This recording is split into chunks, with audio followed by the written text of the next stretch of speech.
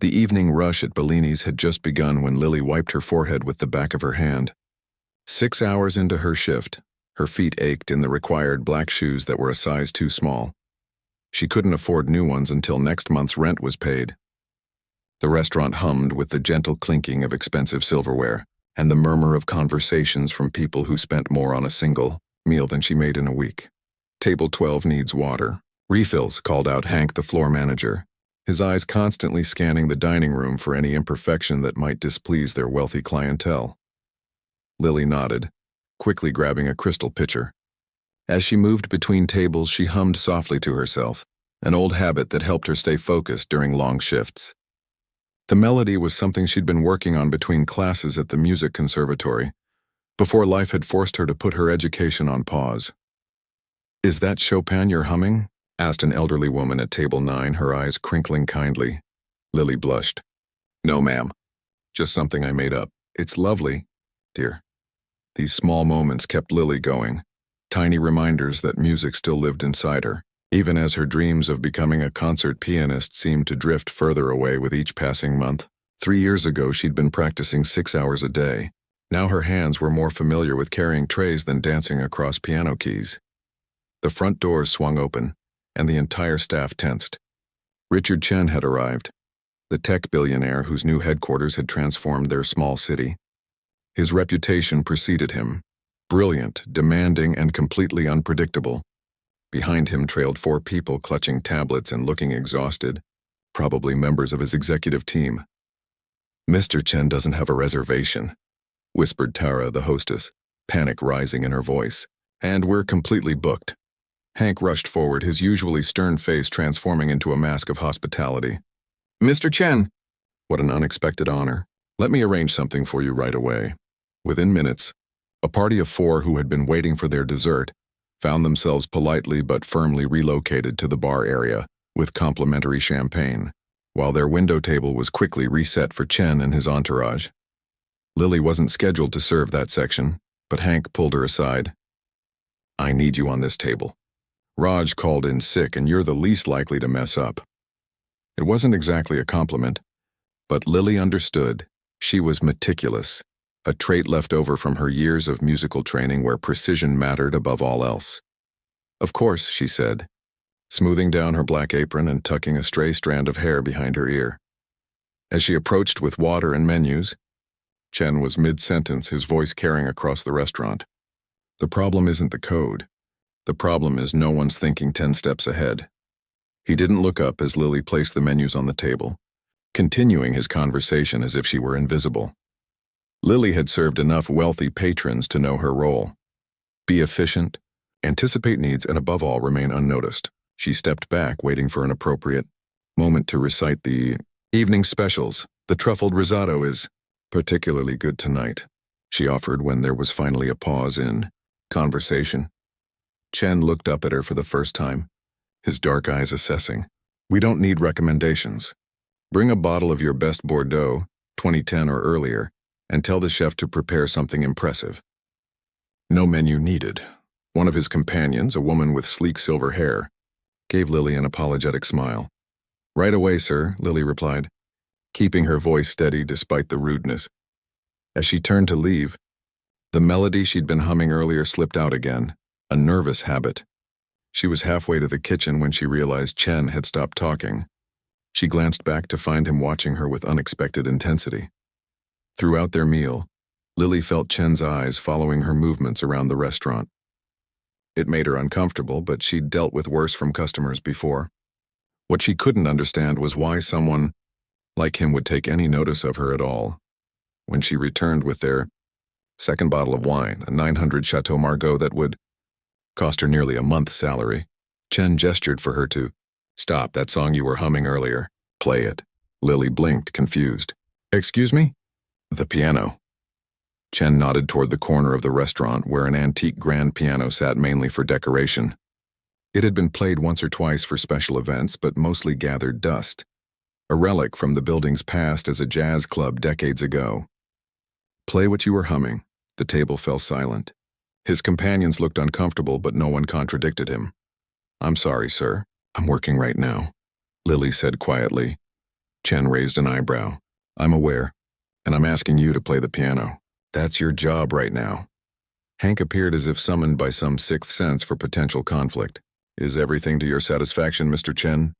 It will be when she plays the piano, Chen replied, not taking his eyes off Lily. Hank turned to her, his expression a clear command. The message was obvious. Chen's table would spend more tonight than she'd make in 2 weeks. If he wanted entertainment, they would provide it. Lily is actually quite musical, Hank said with a strained smile. I'm sure she'd be happy to play something brief. The restaurant had grown quieter as nearby tables tuned into the exchange. Lily felt her cheeks burning with embarrassment and a flicker of anger. She hadn't touched a piano in almost 8 months, not since she'd pawned her keyboard to cover her mother's medical bills. I really don't think, she began. Double whatever she makes tonight, Chen said to Hank, still looking at Lily. Just for a few minutes of playing, Hank's eyes widened. He placed a hand on Lily's shoulder and squeezed gently. How generous. Lily would be delighted, wouldn't you? Trapped between her need for money and her fear of failure, Lily felt her heart pounding. That kind of money could help her catch up on rent, maybe even buy back some of her old music books. But the thought of playing again in front of a restaurant full of people after so long. What if I'm terrible? She whispered to Hank. Then it's over quickly and you still get paid, he whispered back. Please, Lily, just do this. Taking a deep breath, Lily nodded. As she walked toward the piano, conversations around her died down. The weight of dozens of eyes made her steps heavy. She could feel Chen watching her, probably expecting entertainment from her humiliation. The piano bench creaked as she sat down. Dust motes danced in the dim spotlight that illuminated the instrument. Lily lifted the cover to reveal keys that were slightly yellowed with age but still beautiful to her eyes. Her fingers hovered above them, trembling slightly. In that moment, memories washed over her. Her mother scraping together money for lessons, the pride in her teacher's eyes when she mastered a difficult piece, the day she received her acceptance letter to the conservatory, and then the slow unraveling of those dreams as real life intervened. She glanced back at Chen, who was watching her with cool curiosity, a hint of amusement playing at the corners of his mouth. He expected her to fail. Perhaps he even wanted her to. Another form of entertainment for his evening. Something stirred inside Lily, a quiet defiance. She turned back to the keys, closed her eyes, and took a deep breath. Then tentatively, she pressed down on the first note of her composition. The sound rang out clear and true. The old piano was surprisingly well maintained, its voice rich and resonant. Lily played the next note and then another, her fingers remembering what her mind had tried to forget. The melody started simple, hesitant, like someone testing thin ice before taking a full step. Just like her current life, suspended between what was and what could be, waiting for a chance to move forward. As the last note of her introduction hung in the air, Lily opened her eyes. The restaurant had gone completely silent. Lily's fingers trembled on the keys as the silence in the restaurant pressed against her. She hadn't performed in front of anyone since that terrible day at her last recital, when grief had overwhelmed her halfway through Debussy's Clair de Lune. Her mother had just been diagnosed that morning. The memory of stumbling from the stage in tears still burned. She risked a glance at Richard Chen. His expression was unreadable, one eyebrow slightly raised as if to say, well? I'm waiting. His companions looked uncomfortable, shifting in their seats, except for the silver-haired woman who watched Lily with unexpected kindness. From the corner of her eye, Lily could see Hank hovering anxiously by the kitchen door. Other servers had stopped mid-task to watch. A couple at a nearby table whispered to each other, and Lily caught the word spectacle. Her throat tightened. This wasn't fair.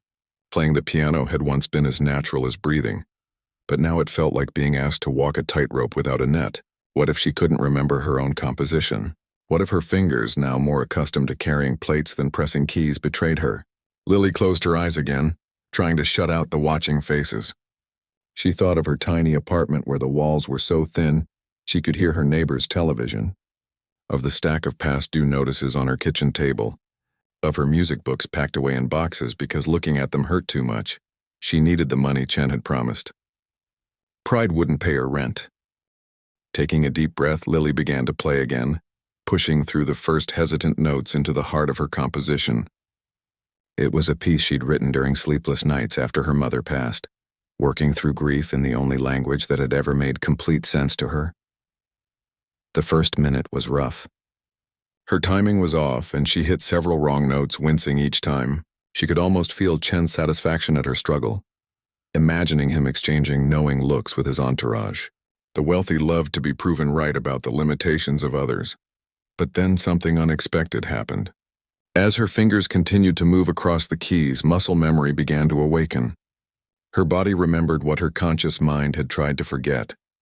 The countless hours of practice, the discipline, the joy of surrendering to music. The melody grew stronger, more confident. It told a story of loss, yes, but also of resilience. The middle section, which she'd composed during her first month at Bellini's, spoke of mundane struggles, the weight of everyday worries, the grinding effort to keep going when dreams seemed out of reach. Lily's shoulders relaxed. She forgot about Chen, about Hank, about the restaurant full of strangers.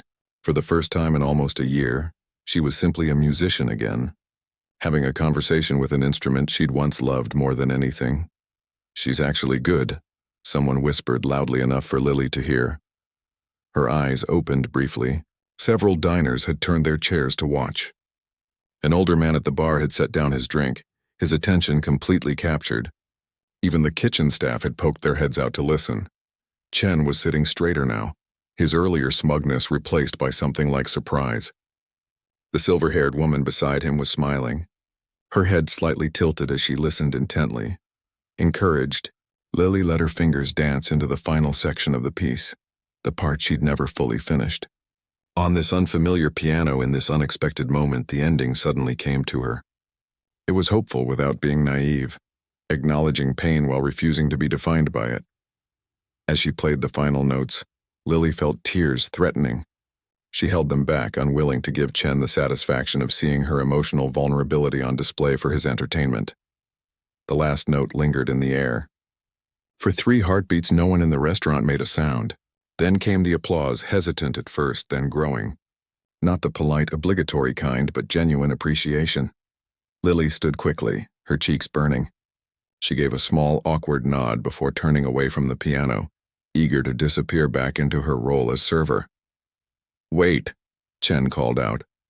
Lily paused, bracing herself. What more could he possibly want? Wasn't her humiliation complete enough? Chen gestured for her to approach their table. As she did, she noticed his expression had changed. The cold amusement was gone, replaced by something more calculating but also more respectful. "You're not just a waitress," he said. It wasn't a question. "I serve food and drinks to customers," Lily replied evenly. "That makes me a waitress." "You're a pianist," Chen insisted. "Conservatory trained, I'd guess." Lily swallowed hard. "I was once." "What happened?" The silver-haired woman touched Chen's arm. "Richard, perhaps this isn't the place for—" "No, I want to know," Chen interrupted.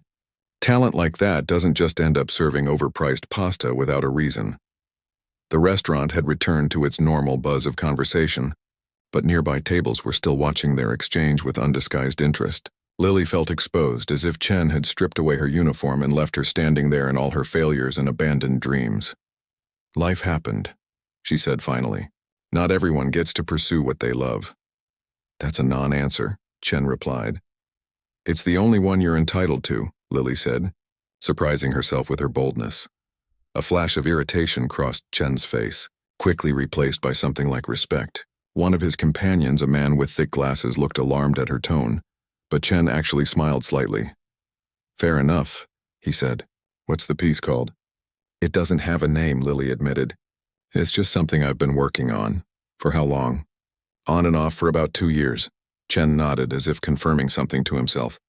"You never finished it until tonight, did you?" I could hear it. The ending was new. Lily stared at him, startled by his perception. "How would you know that?" "I recognize the sound of improvisation," he said. "I play a little myself. Not like you, but enough to understand the difference between practiced performance and genuine creation." This revelation surprised Lily. She'd assumed he was just another rich guy throwing his weight around for entertainment. The idea that he might actually appreciate music complicated her neat categorization of him as simply a jerk with money. "The composition has potential," Chen continued. but it needs refinement in the middle section. The transition between the second and third movements is abrupt. Now Lily was truly taken aback. His criticism was specific and annoyingly accurate. The middle section had always given her trouble. "I didn't realize I was auditioning for you," she said, unable to keep a hint of defensiveness from her voice. Chen laughed, a genuine sound that made heads turn at nearby tables. His entourage looked as surprised as Lily felt. "You weren't," he agreed, "but perhaps you should be." The silver-haired woman leaned forward.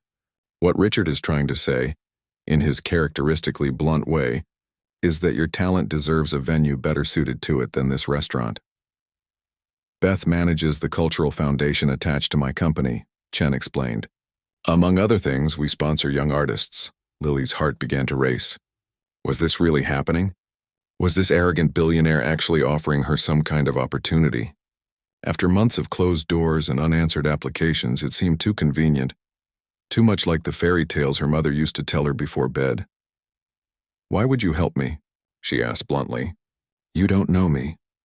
"I know talent when I hear it," Chen replied with equal bluntness. "And I know potential being wasted when I see it." Hank appeared at Lily's elbow, a forced smile plastered on his face. "I hope everything was satisfactory, Mr. Chen. Lily needs to attend to her other tables now." The implied message was clear. Showtime was over, and the restaurant needed its waitress back. Chen waved a dismissive hand. "Put all my other tables on my bill, too. She's talking to me now." Hank's smile remained fixed, but his eyes widened slightly. "Of course, sir. Take all the time you need." As Hank retreated, Beth handed Lily a business card. "Come to this address tomorrow at 2. Bring whatever music you have. We'd like to hear more." Lily took the card automatically, still feeling like she'd stepped into someone else's life. This morning she'd been worrying about making rent. Now a billionaire and his foundation director were acting like she was some kind of discovery. "Why did you really ask me to play?" She found herself asking Chen.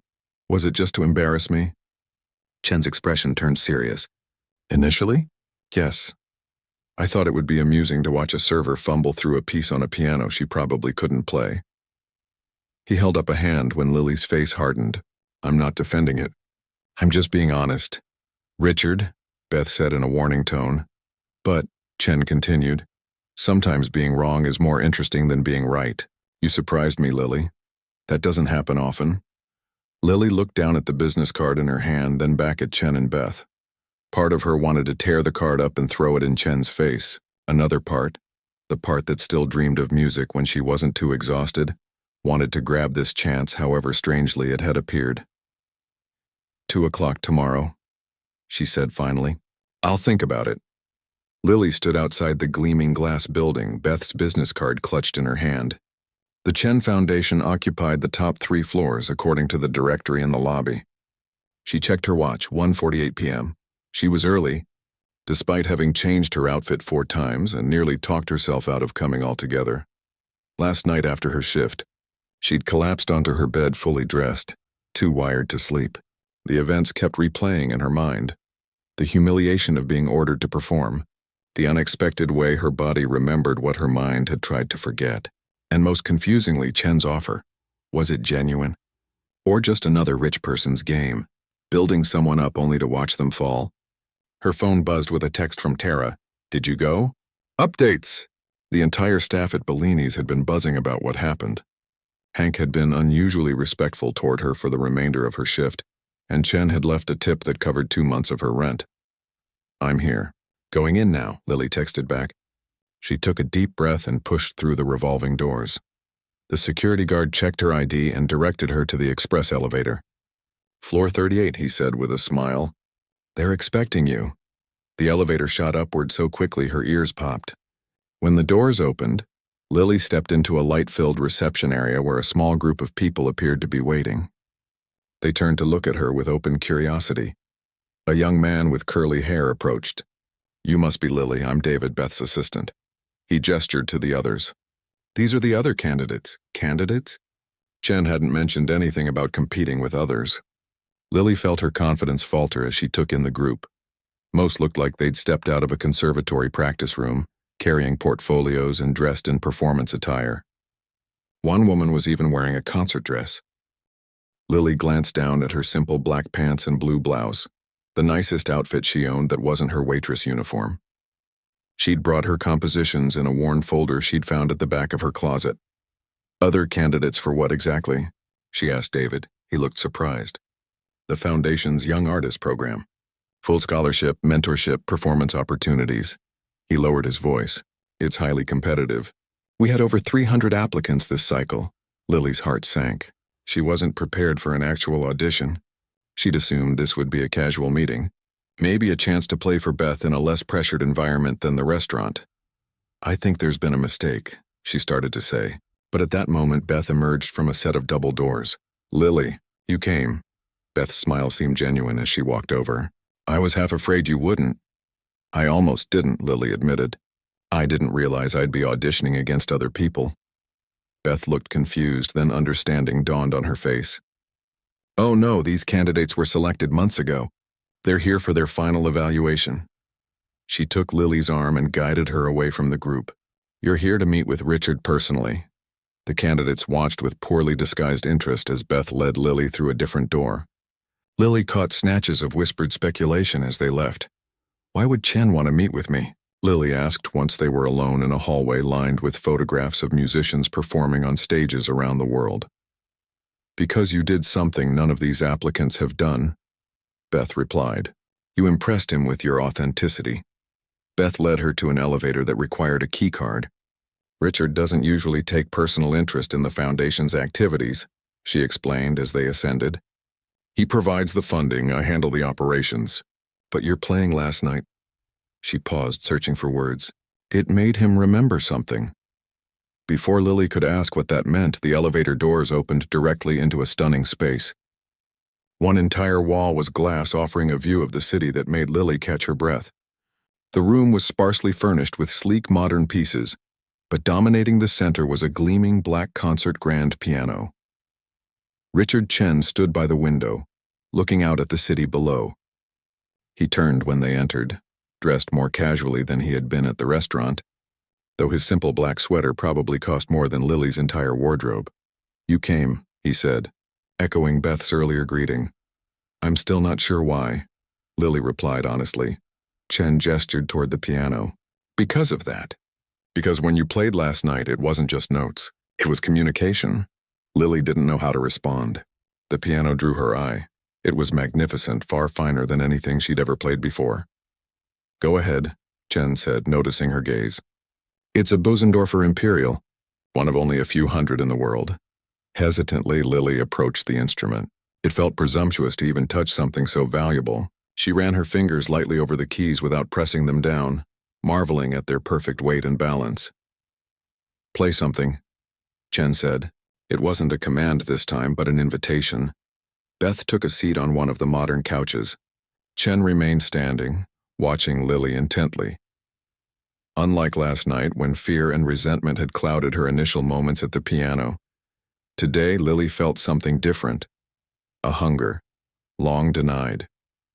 She sat down at the bench and placed her hands on the keys, feeling the cool ivory beneath her fingertips. This time she didn't hesitate. She began to play the same composition as before, but on this magnificent instrument it transformed. The bass notes resonated with depth she'd never experienced. The high notes sang with crystalline clarity. The piano responded to her lightest touch, allowing for nuances of expression that had been impossible on the restaurant's aged instrument. As she played, Lily realized she was making adjustments, strengthening the weak middle section Chen had criticized, developing themes that had only been hinted at before. The music poured out of her, not just remembered but evolving, growing in the moment. When she finished, the final notes seemed to linger in the air. She kept her hands on the keys, not wanting to break the spell. "That's what I'm talking about," Chen said quietly. "You've never played on an instrument like this before, have you?" Lily shook her head. "The best I ever had access to was at the conservatory. Nothing like this. Yet you immediately understood how to use its capabilities. You adapted your playing to bring out qualities in the piece that weren't possible before." Chen walked over to the piano. "That's rare. Most technically proficient players would just play louder or faster on a better instrument. You played deeper." Beth smiled at Lily. What Richard is trying to say in his roundabout way is that you have something special. Something that can't be taught, Chen added. Technical skill can be learned. What you have is innate. Lily felt uncomfortable with the praise. I dropped out of the conservatory. I haven't seriously practiced in over a year. There are probably thousands of pianists more skilled than me in this city alone. Then why did your playing move an entire restaurant of jaded people to silence? Chen challenged. Why did a room full of strangers who came for overpriced pasta and business meetings stop everything to listen to you? I don't know, Lily admitted. I do, Chen said. Because you weren't performing. You were sharing something real. He turned to Beth. Show her. Beth took out a tablet and pulled up a video. It was footage from Bellini's security camera, showing Lily at the piano. The angle was from above, capturing not just her but the entire restaurant. As she played, Lily could see what had happened, how conversations ceased, how people turned in their chairs, how even the kitchen staff gathered at the doorway to listen. I've attended concerts by world-famous pianists where the audience was checking their phones halfway through, Beth said. You held everyone's attention with an unfinished piece on a mediocre piano in a noisy restaurant. That's extraordinary. Lily watched herself on the screen, seeing her own transformation from terrified waitress to confident musician. It was like watching a stranger, yet also the most familiar thing in the world. Why are you showing me this? She asked. What do you want from me? Chen and Beth exchanged a glance. It was Beth who answered. We want to offer you a different kind of opportunity than our usual program. Not just training and performances, but development as a composer and musician on your own terms. A personalized mentorship, Chen added. With access to this, he gestured to the piano, whenever you want it, and connections to people who can help you build the career you deserve. Lily's head spun. It seemed too good to be true. Why would you do this for me? You don't even know me. Chen's expression grew serious. Because 30 years ago I was a lot like you. Music was everything to me, but I let it go because it wasn't practical, because my family needed security, because the world convinced me my talent wasn't special enough to matter. His voice carried no self-pity, just matter-of-fact truth. I built all this instead. He gestured toward the window, indicating not just the building but his entire empire beyond. Are you saying you regret your success? Lily asked. No, but I recognize what's missing. Chen looked at the piano. When I heard you play last night, I remembered what it felt like to lose yourself in music completely. To forget everything else. I haven't felt that in decades, Lily understood then. Her opportunity had come not from pity or charity, but from recognition. One artist seeing another across all the barriers of class and circumstance. So what happens now? She asked. Beth smiled. Now, if you accept, we draw up an agreement. You continue developing your compositions with proper resources. We introduce you to the right people. You perform when you're ready, not before. And if it doesn't work out, if I'm not as special as you think, then you'll still be further ahead than you are now, Chen said practically. Nothing ventured, nothing gained. Lily looked at the piano, then back at Chen and Beth. Part of her still couldn't believe this was happening. Another part recognized this moment for what it was. A doorway unexpectedly opened. I'd like to try, she said finally. Chen nodded, satisfaction in his eyes. Good. I hate being wrong. 3 months passed in a blur for Lily. By day, she worked with a renowned composer who helped her refine her natural talent, with technical knowledge she'd missed by leaving the conservatory. In the evenings, she practiced on the magnificent Bosendorfer in Chen's private studio, which he had given her unlimited access to with a special elevator keycard. She'd kept her job at Bellini's, though reduced to weekend shifts only. Despite Beth's insistence that the foundation stipend was enough to live on, Lily wasn't ready to abandon the certainty of her waitressing income. Dreams had fallen apart before. She needed something solid to fall back on. Her co-workers treated her differently now. Hank was overly accommodating, as if afraid she might mention his behavior to Chen. Tara peppered her with questions about the billionaire life, though Lily had only seen Chen a handful of times since that day in his office. You're keeping one foot out the door, her mentor, Dr. Abrams, observed during one of their weekly sessions. The older woman had won multiple awards for her compositions and had a straightforward teaching style that Lily appreciated. You're afraid to fully commit to this opportunity. Lily's fingers paused over the piano keys. Is that a problem? It is if you're holding back in your music because you're holding back in your life, Dr. Abrams replied. Listen to what you just played. It's technically excellent. But where's the emotion I heard in the recording from the restaurant? Lily had been working on expanding her original composition into a full piano suite, adding new sections and refining the raw parts. But Dr. Abrams was right, something was missing. I'm overthinking it, Lily admitted. Before I just played. Now I'm worried about doing it right. There is no right in artistic expression, Dr. Abrams said. There's only truth. Play from where you are now, not where you were then. Lily nodded, but the pressure remained. In 2 weeks, she would perform at the Foundation's annual gala, her first public performance since leaving the conservatory. Chen rarely made requests, but he had specifically asked that she play her composition for the Foundation's donors and supporters. The thought made her stomach clench with anxiety. These wouldn't be restaurant patrons caught by surprise. They would be sophisticated listeners with expectations, people who regularly attended performances by world-class musicians. As she left Dr. Abrams' studio that afternoon, Lily's phone buzzed with a text from Beth. Richard would like to see you. Are you free now? 30 minutes later, Lily stepped into Chen's office for the first time. Unlike the minimalist piano room, this space reflected more of his personality. Modern art on the walls, books stacked on nearly every surface, and 3 computer monitors displaying complex data on his desk. Your composition, Chen said without preamble, looking up from his work. How is it progressing? Dr. Abrams thinks the structure is solid, but I'm struggling with the emotional core, Lily answered honestly. Chen nodded as if this was exactly what he'd expected to hear. Walk with me. He led her to the elevator where he inserted a key Lily hadn't seen before. When the doors opened again, they were on the roof of the building. A helipad occupied one corner, but Chen guided her to the opposite side, where a small garden had been created amid the urban skyline, complete with benches and potted trees. Few people know this place exists, Chen said, sitting on one of the benches. I come here when I need perspective. Lily sat beside him, taking in the panoramic view of the city. From this height, the streets below looked like arteries, the cars like blood cells moving through them. When I was 23, Chen said suddenly, I had to choose between pursuing music seriously or accepting a scholarship to study computer science. My family had sacrificed everything to give me opportunities in this country. The responsible choice was obvious. He paused, his eyes focused on the horizon. I told myself I'd keep music as a hobby, that I didn't have to choose. But life filled with other things, work, ambition, success. Music became something I consumed rather than created. Lily remained silent, sensing he wasn't finished. The night I heard you play, I recognized something I'd lost, Chen continued. Not just talent, but courage. The willingness to be vulnerable through your art. I wasn't trying to be vulnerable, Lily said. I was just playing what I felt. Exactly.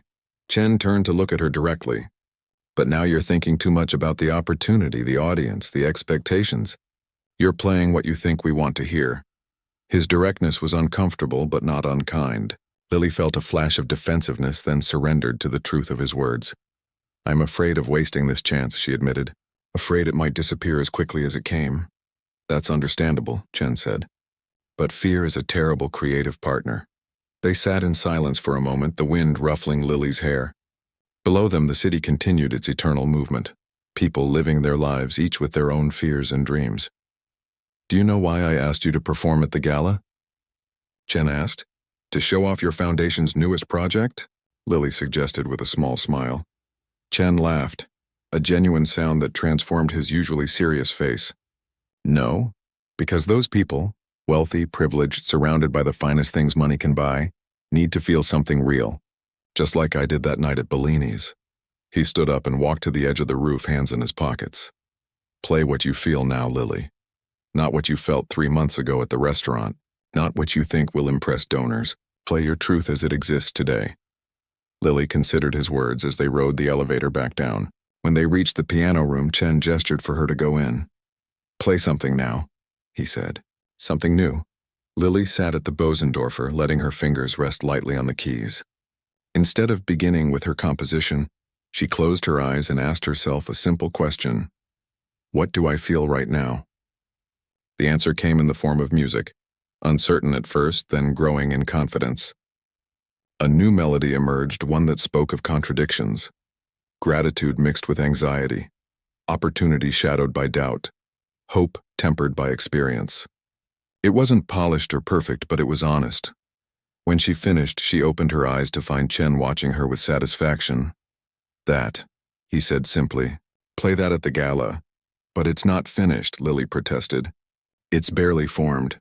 Then finish it. But don't lose that core of truth." 2 weeks later, Lily stood backstage at the Chen Foundation Gala, wearing a midnight blue dress that Beth had helped her choose. Through the curtain, she could see hundreds of people in formal attire, sipping champagne and making small talk. Her hands were cold with nerves. Beth appeared at her side, elegant in a silver gown. "Nervous?" "Terrified," Lily admitted. "Good," Beth said with a smile. "That means you care." She handed Lily a small wrapped package. "Richard asked me to give you this. For luck." Inside was a simple bracelet made of worn wooden beads. A note accompanied it. "My mother gave me these prayer beads before my first piano recital. They reminded me to play from the heart, not the head. Tonight they're yours." R.C. Lily slipped the bracelet onto her wrist, unexpectedly moved by the gesture. When Chen had first ordered her to play at Bellini's, she could never have imagined they would reach this point of mutual respect. As she waited for her introduction, Lily thought about her journey over the past 3 months. She'd been angry at first, at Chen for his arrogance, at life for its unfairness, at herself for abandoning her dreams. That anger had fueled her playing at the restaurant, but now she felt something more complex.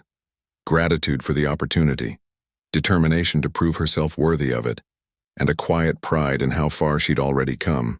The fear was still there, but it no longer defined her. When Beth announced her name, Lily walked onto the stage with her head high. The spotlights were bright, making it difficult to see individual faces in the audience. But she spotted Chen standing at the back of the room, arms crossed, watching intently. She sat at the grand piano, not quite as magnificent as Chen's Bösendorfer, but still a world-class instrument. Taking a deep breath, Lily began to play. The piece started with the original melody from the restaurant, now refined and developed, but still recognizable. Then it transformed, incorporating the new themes she discovered on the rooftop. The music told her story, not just of loss and struggle, but of unexpected second chances and the courage to accept them. As she played, Lily felt the audience's response. Not with her ears, but with some deeper sense. The restless energy of the room settled. Conversations ceased. Even the servers paused in their duties. Trays balanced carefully as they stopped to listen.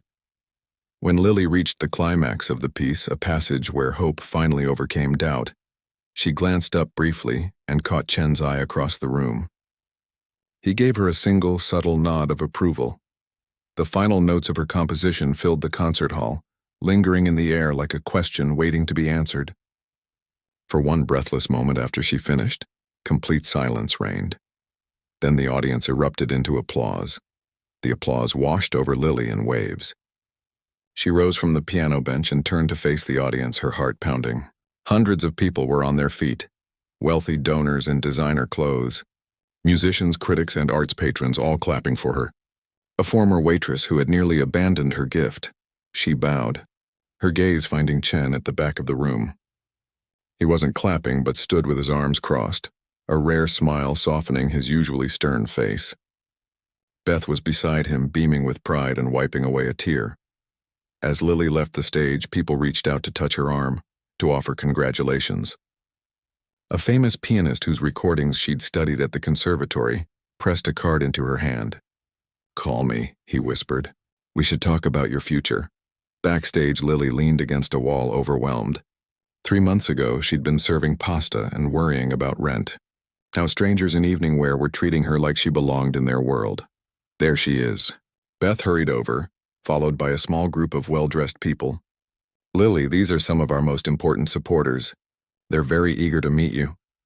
The next hour passed in a blur of introductions and compliments. Lily shook hands with foundation board members, music directors from prestigious venues, and potential patrons. She answered questions about her composition, her training, her plans, questions she'd never imagined anyone would ask her. You didn't tell them my background, she murmured to Beth during a brief moment alone. That wasn't my story to tell, Beth replied. Though I think Richard has shared it with a few key people, your journey from restaurant to stage makes quite an impression. Eventually, the crowd thinned as guests moved to the dining room for the gala dinner. Lily slipped away, needing a moment of quiet to process the evening. She found herself in a small anteroom with windows overlooking the city. Hiding from your admirers, she turned to find Chen in the doorway, 2 glasses of champagne in his hands. He offered one to her. Just catching my breath, Lily said, accepting the glass. Thank you. Not just for this, she gestured with the champagne, but for everything. Chen shook his head. Don't thank me yet. This is just the beginning. The beginning of what? Of your real work. Chen moved to stand beside her at the window. Tonight was a test and you passed brilliantly. But applause fades. What matters is what you do next. Lily sipped her champagne, the bubbles sharp on her tongue. I thought this was the goal, to perform, to be recognized. That's part of it, Chen agreed. But if that's all you want, you'll end up like most of the people out there, chasing validation, never satisfied. He turned to face her directly. You have a rare gift, Lily. Not just talent, but something to say through your music. The question is, what will you do with it? Before she could answer, Beth appeared in the doorway. Richard, the mayor's looking for you. And Lily, there's someone you should meet. Chen nodded. We'll continue this conversation later. As Beth led her back toward the gala, Lily found herself thinking about Chen's question. What did she want to do with her music beyond simply being heard? The answer began to form over the weeks that followed. After the gala, opportunities multiplied. Invitations to perform, offers from music directors, interest from recording studios. Her composition, now titled The Waiting Table in a nod to her journey, was being requested at venues across the city. 2 months after the gala, Lily sat in Chen's office for their now regular monthly meeting to discuss her progress. You've turned down the conservatory's offer, he observed. Reviewing the papers on his desk, Lily nodded. It doesn't feel like the right path anymore. And the recording contract? I'm still considering it. Chen leaned back in his chair, studying her. You're being selective, good, but what are you saying yes to? Lily took a deep breath. She'd been thinking about this conversation for weeks, rehearsing her words. I want to create a different kind of music program. Something for people like me, people with talent but no access to resources. Chen's expression didn't change, but his eyes sharpened with interest. Go on. The night you made me play at Bellini's, you were cruel, Lily said frankly. But something good came from it. I'm thinking about all the other people out there, waiting tables, driving buses, cleaning offices, who might have gifts the world never gets to hear. She leaned forward, warming to her subject. Not everyone can afford a conservatory education. Not everyone can practice 6 hours a day when they're working 2 jobs. But that doesn't mean they don't have something valuable to contribute. Chen was silent for a long moment. You want to use the foundation's resources to find these people? Yes, Lily said simply. And not just find them. Create a program that works with their reality. Evening classes, flexible schedules, instruments they can access even if they can't afford them. Real-world training that acknowledges they might still need to keep their day jobs.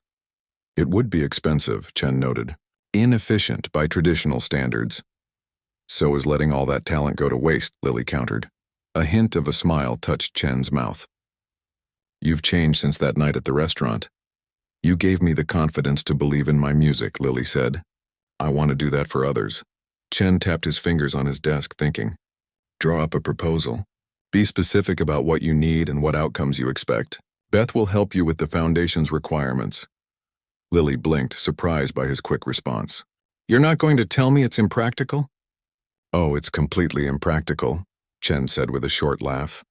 But so is most worthwhile innovation. He stood up, indicating their meeting was over.